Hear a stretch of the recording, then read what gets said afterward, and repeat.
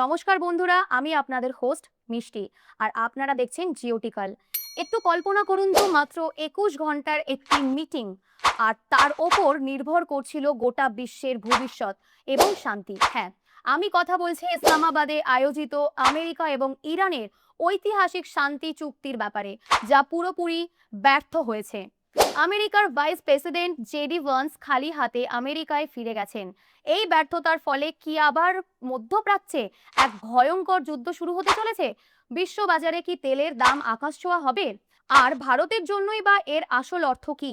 সবটা আজ গভীরভাবে বিশ্লেষণ করব, কিন্তু তার আগে ভূ রাজনীতির এমন সত্য এবং গভীর তথ্য সবার আগে পেতে আমাদের চ্যানেল জিওটিকালকে এক্ষুনি সাবস্ক্রাইব করে রাখুন। বন্ধুরা, পরিস্থিতি বুঝতে হলে আমাদের একটু ফ্ল্যাশব্যাকে যেতে হবে। আপনারা জানেন, আমেরিকা আর ইরানের মধ্যে দীর্ঘদিন ধরে চরম উত্তেজনা চলছে। এই উত্তেজনার ফলে হরমুজ প্রণালীতে যে সামরিক সংঘাত তৈরি হয়েছিল, তার প্রভাব সারা বিশ্বের অর্থনীতিতে পড়েছিল। পরিস্থিতি এমন পর্যায়ে পৌঁছায় যে লেবানন, ইসরায়েল, সিরিয়া, ইরাক, এমনকি দুবাই এবং কুয়েতেও এর আঁচ গিয়ে পড়েছিল। গোটা গ্লোবাল অয়েল মার্কেট বা তেলের বাজার চরম অস্থির হয়ে পড়েছিল।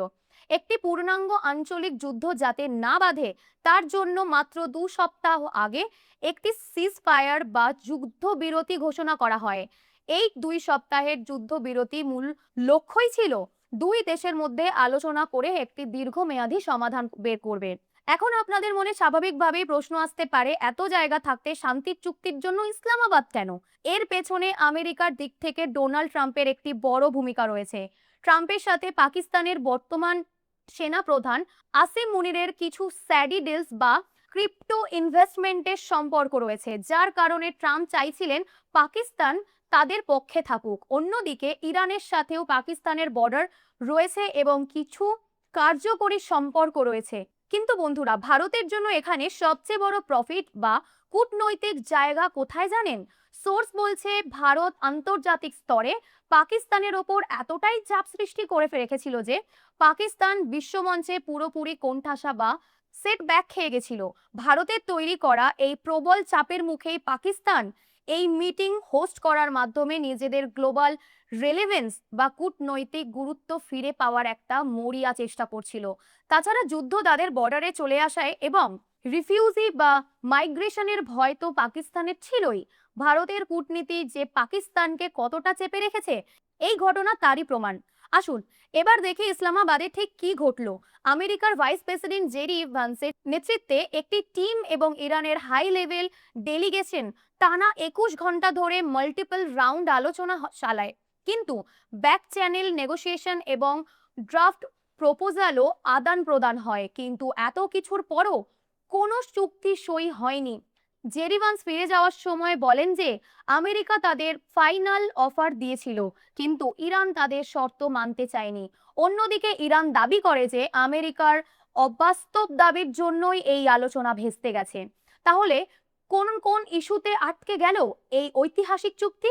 আমি গভীরভাবে রিসার্চ করে 5টি মূল কারণ বের করেছি। প্রথমত, পুরো যুদ্ধের মূল কারণই হলো এটি। আমেরিকার দাবি ছিল ইরানকে তাদের নিউক্লিয়ার প্রোগ্রাম সম্পূর্ণ বন্ধ করতে হবে এবং আন্তর্জাতিক সংস্থাকে দিয়ে কড়া চেকিং বা ইন্সপেকশন করাতে হবে। কিন্তু ইরান সাফ জানিয়ে দেয় এটি তাদের জাতীয় সার্বভৌমত্ব বা ন্যাশনাল সাভারেন্টির বিষয় এবং আমেরিকা বা ইসরায়েলের আক্রমণ থেকে বাঁচতে এটা তাদের ডিফেন্স বা ডেটারেন্স। তৃতীয়ত, ইরান বুঝে গেছে যে তাদের হাতে কতটা ক্ষমতা রয়েছে।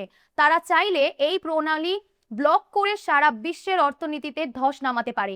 আমেরিকা চেয়েছিল সেখানে ফ্রি নেগোসিয়েশন হোক, কিন্তু ইরানের ওপর নিজেদের নিয়ন্ত্রণ এবং টোল বসানোর দাবি থেকে সরেনি। তৃতীয়ত, ইরান চেয়েছিল আমেরিকা অবিলম্বে তাদের ওপর থেকে সমস্ত নিষেধাজ্ঞা তুলে নিক এবং বিদেশের ব্যাংকে আটকে থাকা বিলিয়ন বিলিয়ন ডলার ফ্রি করে দিক। কিন্তু আমেরিকা চেয়েছিল ইরান আগে তাদের শর্ত মানুক, তারপর তারা এই নিয়ে ভাববে।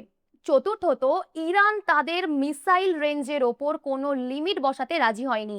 তারা প্রশ্ন তোলে যে আমেরিকার কাছে বড় মিসাইল থাকলে তাদের কেন থাকবে না।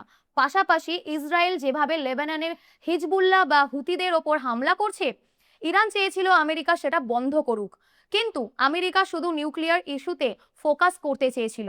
সব শেষে ওবামার সময়ে হওয়া চুক্তির পর ট্রাম্প যেভাবে তা থেকে বেরিয়ে গেছিল, তাতে ইরানের আমেরিকার ওপর আর কোনো ভরসা নেই। তারা ভাবে কাল অন্য প্রেসিডেন্ট এলে আবার চুক্তি ভেঙে যাবে। সত্যি কথা বলতে কি বন্ধুরা, এই আলোচনা শুরু হওয়ার আগেই ফেল হওয়ার জন্য তৈরি ছিল, কারণ ওভারলোডেড এজেন্ডা। মাত্র 21 ঘন্টার মধ্যে এত দশকের পুরনো শত্রুতা, নিউক্লিয়ার ইস্যু এবং অয়েল রুটের মতো বড় বড় সমস্যার সমাধান করা কখনোই সম্ভব না। ডোনাল্ড ট্রাম্প এবং ইরানের নেতৃত্ব দুজনেই নিজেদের দেশের মানুষের কাছে নিজেদের স্ট্রং দেখাতে চেয়েছিলেন। এত দ্রুত কোনো কনফিডেন্স বিল্ডিং ছাড়া এমন চুক্তি হওয়া সম্ভব নয়। বন্ধুরা, এই আলোচনার ব্যর্থতার ফল হতে পারে অত্যন্ত ভয়ঙ্কর। যে 14 থেকে 15 দিনের সিজফায়ার চলছে, তা যে কোনো মুহূর্তে ভেঙে যেতে পারে। মধ্যপ্রাচ্যে আবার পূর্ণ মাত্রায় যুদ্ধ শুরু হতে পারে।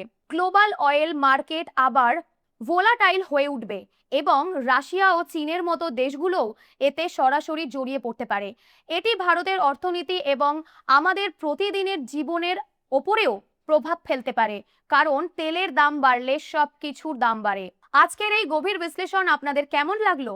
আপনারা কি মনে করেন, আমেরিকা আর ইরানের মধ্যে কি ভবিষ্যতে কখনো কোনো শান্তি চুক্তি হওয়া সম্ভব, নাকি তৃতীয় বিশ্বযুদ্ধ আসন্ন? আপনাদের মূল্যবান মতামত আমাদের কমেন্ট বক্সে জানান। আমি প্রত্যেকের কমেন্ট পড়ি। আর হ্যাঁ, এই রকম ফ্যাক্ট বেসড, সোর্স প্রুফড এবং সহজ বাংলায় জিওপলিটিক্যাল বিশ্লেষণ পেতে আমাদের জিওটিক্যাল চ্যানেলটিকে এখনই সাবস্ক্রাইব করুন। ভিডিওটি ইনফরমেটিভ মনে হলে একটি লাইক দিন এবং নিজের বন্ধুদের সাথে শেয়ার করে তাদেরও সত্যটা জানতে সাহায্য করুন। দেখা হচ্ছে পরের ভিডিওতে। ততক্ষণ পর্যন্ত ভালো থাকবেন, সুস্থ থাকবেন। জয় হিন্দ।